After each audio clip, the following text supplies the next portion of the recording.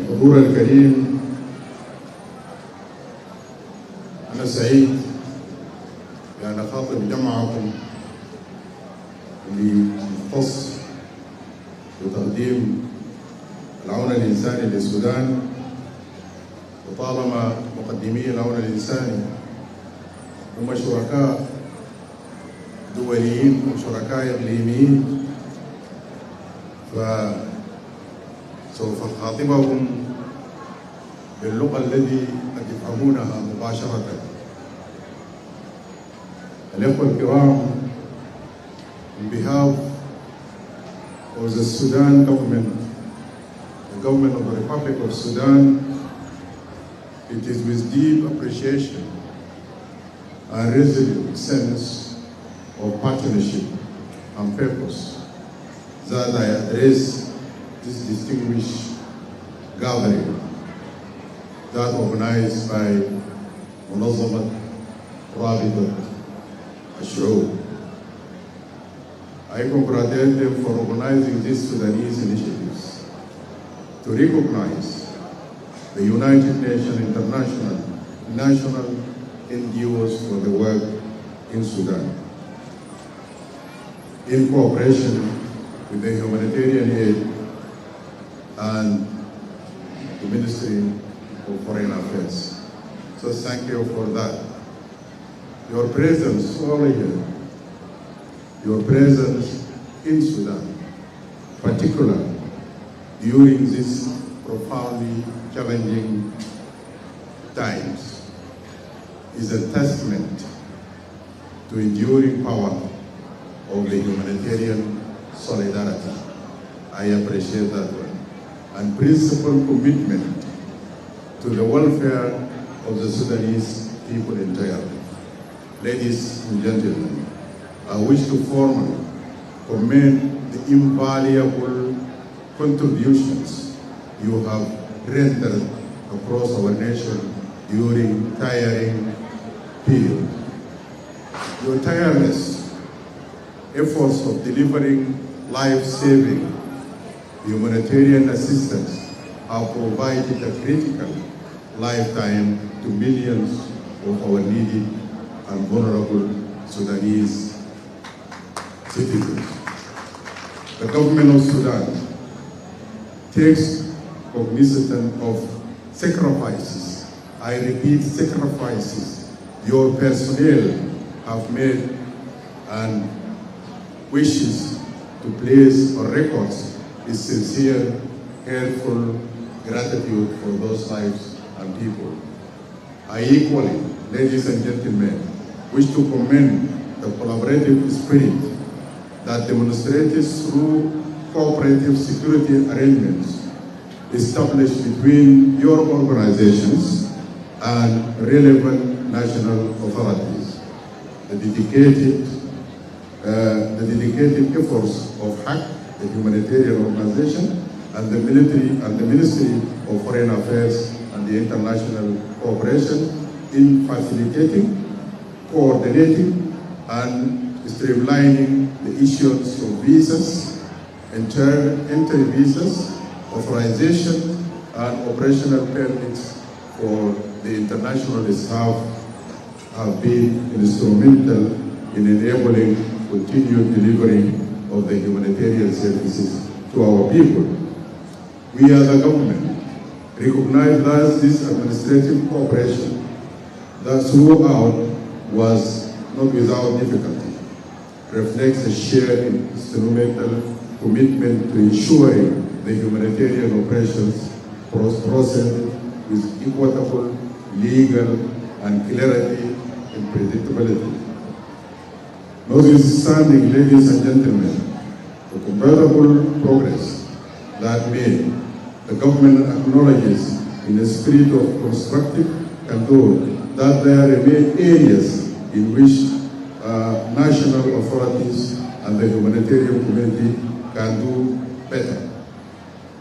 On the part of the government of Sudan, we are cognizant of the imperative to further strengthen security across framework, particularly in besieged and hard areas to reach where need where the most needed humanitarian assistance is more acute.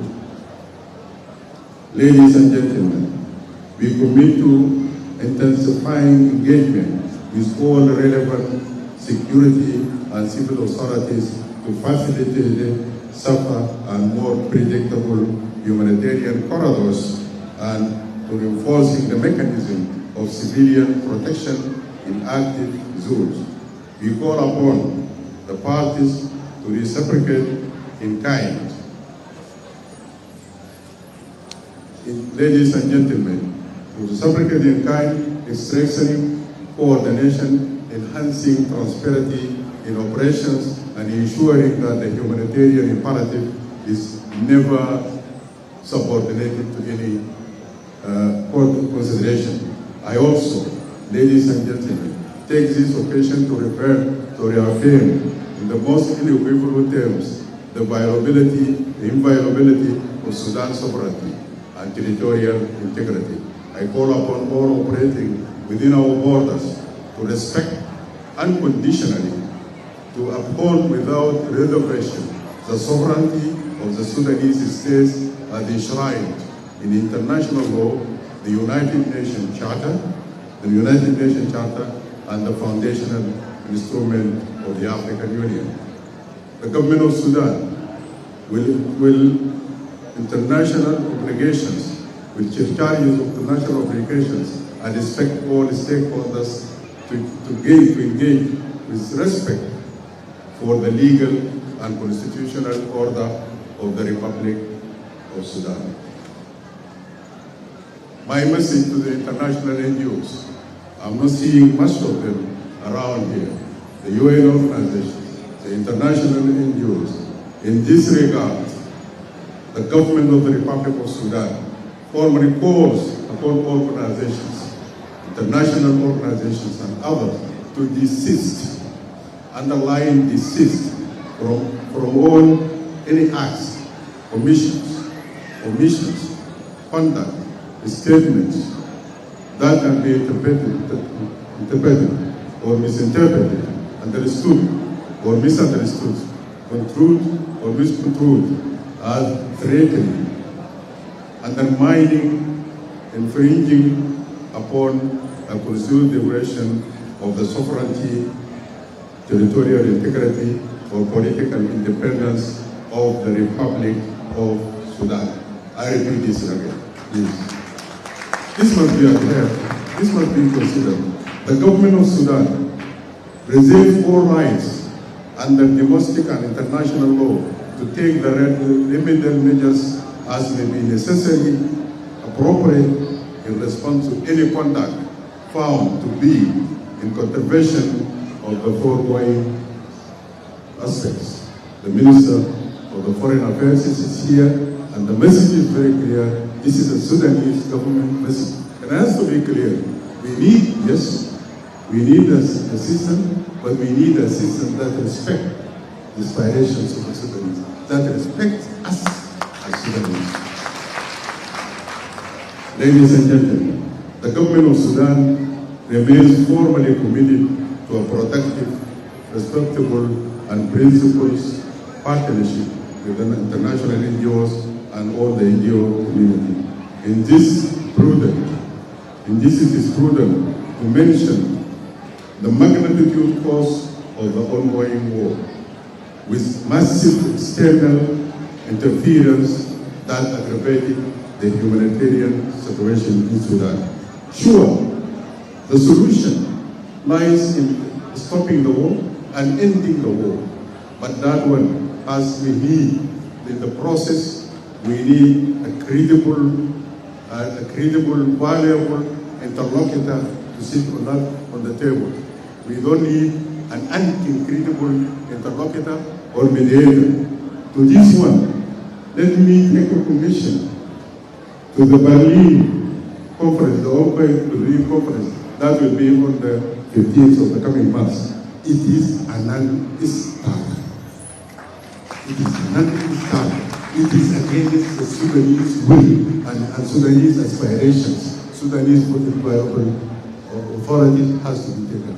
You cannot solve the problem of Sudan when Sudan is not in the same room with you to discuss his own Sudan, his own problem. We know our problem and we have to solve our problem.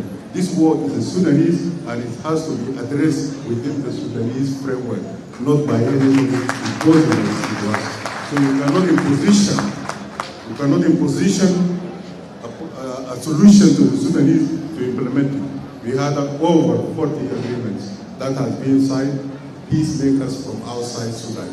That doesn't work, and it will never work. So this, for me, is a non-starter. Ladies and gentlemen, as I said, sure, the solution is to stop the war, and it needs an interlocutor. And all the process activities require serious interlocutor. Ladies and gentlemen, the mediation that we need is a consideration of the aspirations of the Sudanese to ensure that people of Sudan emerge from this period of adversity with their dignity intact. Number one, dignity must be intact, their rights protected, and their future secured.